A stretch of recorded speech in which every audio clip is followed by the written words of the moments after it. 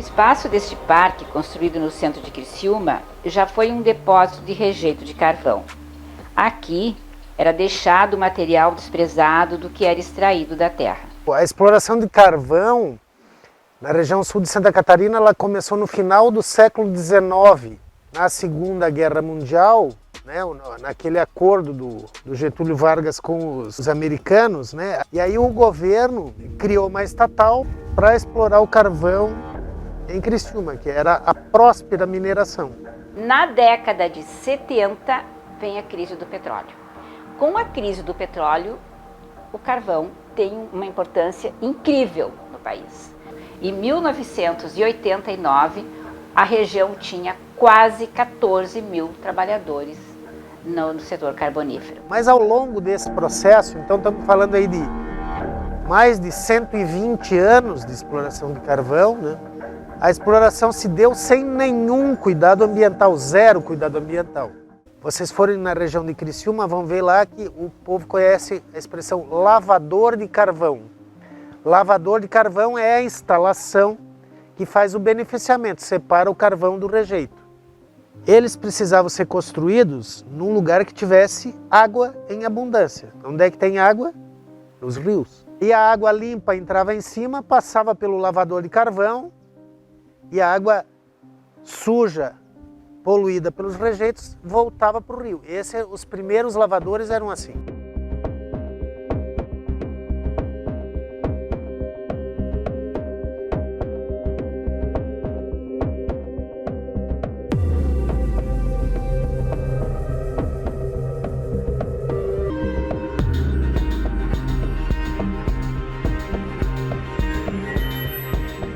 Aquela maneira de extrair o carvão do solo, sem se importar muito com as consequências, passou a incorporar cuidados com o meio ambiente. E isso começou no ano 2000, quando a Justiça Federal atendeu um pedido do Ministério Público Federal e determinou que as empresas e a União responsáveis pela extração do carvão seriam também responsáveis pelo passivo ambiental. O Ministério Público Federal ele identificou, como eu falei, o problema da contaminação do solo, contaminação das águas, a fauna e flora, e nenhuma ação governamental no sentido de exigir que esses danos fossem recuperados. Em 1993 é ajuizada uma ação civil pública. O grande dilema, né? Vai propor uma ação contra cada mineradora, o grupo de mineradoras, né? Pela bacia hidrográfica, mas cadê elementos? Então, nada, não tinha mapeamento de nada, levantamento de nada, né? A Procuradoria da República na época recebeu os primeiros concursados. Bom, né, eu conversando com o José Ricardo Lira Soares, que era meu vizinho de sala, o que vamos fazer? Propor ação, mas nós vamos propor essa ação genérica, como foi proposta, né? Aí ficamos lá 1 mês, 2 meses analisando de que nós podemos atrapalhar no futuro numa ações mais concretas, né? Aí chegamos à conclusão que era melhor arriscar. Vamos apostar nos colegas do futuro, né? Que eles estão entrando mais, estão tendo mais recursos, estão tendo equipes técnicas, eles acharão um jeito de colocar em prática a condenação.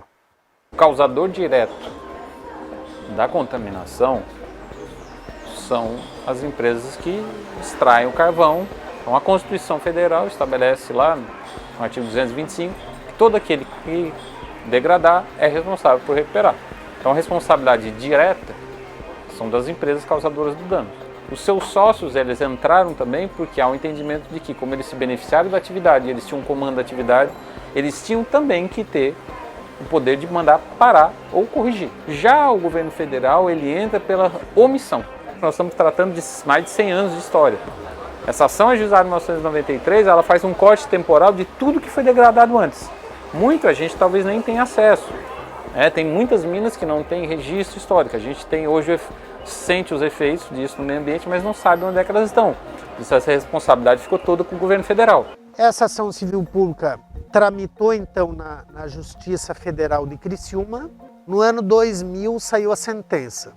E o dado importantíssimo dessa decisão, que eu considerei realmente uma quebra de paradigmas, foi o reconhecimento da imprescritibilidade da ação de reparação por dano ambiental. Esse caso foi realmente o leading case, né? Depois essa matéria foi afetada em repercussão geral no STF, e aí nesse recurso extraordinário que teve como relator o ministro Alexandre de Moraes, foi confirmada essa posição.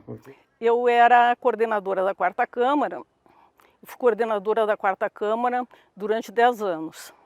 E uma colega que tinha ingressado há pouco tempo na Procuradoria, e ela entrando na Procuradoria, vendo que tinha que executar aquilo, era dificílimo para executar, levando em conta que eram muitas empresas, tinham degradado muito o meio ambiente naquela região. Mas aí lá pelas tantas ela me disse: olha, doutora Sandra, a senhora precisa vir aqui, a senhora precisa ver o local. E nós sobrevoamos a região.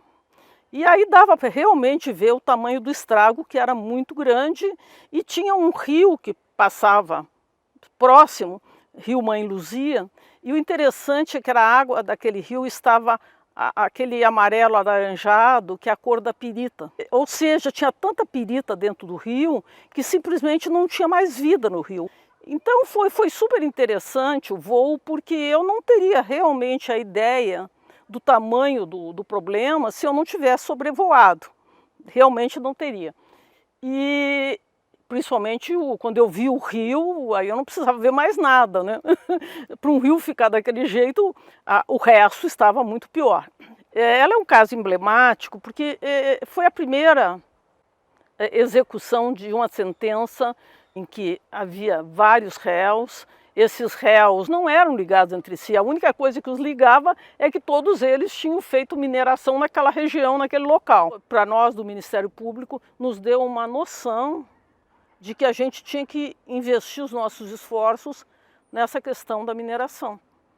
Eu acho que foi a primeira ação, inclusive, envolvendo mineração que nós ajuizamos. Aí levei ao juiz a proposta de criar um grupo técnico de assessoramento judicial. E aí eu quero destacar o papel do Ministério Público na efetivação da sentença, porque ele cabia opinar primeiro sobre o projeto e depois controlar, fiscalizar a execução do projeto.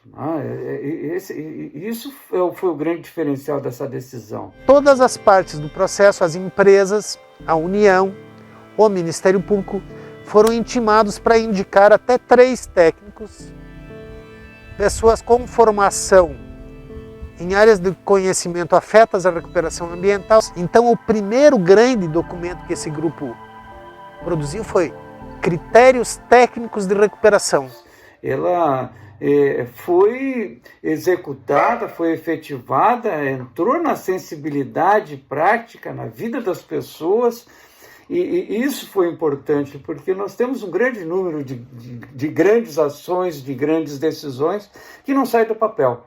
E essa não. Chamamos empresa por empresa, estabelecemos um cronograma com cláusulas duras de penalidade. Foram acordos bem amarrados que conseguimos assinar com todas as empresas e aí de fato as obras de recuperação começaram a andar. Hoje você vê uma área totalmente revegetada, com vegetação nativa e se desenvolvendo de uma forma bem diferente. Então, visualmente, a área ficou muito bem feita, muito bonita. E a qualidade de alguns rios superficiais também, a gente já percebe que essa água que caía nas pilhas de estéreo hoje não estão mais caindo, né? Elas caem em cima dessa cobertura vegetal e elas seguem para os rios com água de qualidade natural, né? Então a gente sente e tem certeza que muita coisa já tem sido melhorada. Precisamos melhorar? Com certeza a gente precisa desenvolver mais estudos. Em 3 bacias hidrográficas que compõem a região sul catarinense, que os rios Araranguá, Tubarão e Uruçanga, todos eles foram contaminados pela mineração de carvão. A grande questão, ela não tem autonomia no que se relaciona à obtenção de água. Nós buscamos água diretamente da serra, teve que construir uma barragem do lado da serra do Rio do Rastro, porque nós não temos fonte local própria para o consumo humano. O que o MPF pediu no processo é cessar a contaminação. Então a gente identificou que áreas que supostamente estariam com obras de recuperação finalizadas, na verdade, não tinham resultado prático no sentido de cessar a contaminação. Por isso, nós estamos sentando de novo com as empresas, o governo federal. Então, a gente agora quer elaborar um diagnóstico, como nunca foi feito aqui, com mapeamento por satélite, com equipamentos de última geração para fazer análise de subsolo, conseguir identificar o volume da contaminação até no mar, porque nós temos essa contaminação, ela começa na serra e vai até o mar.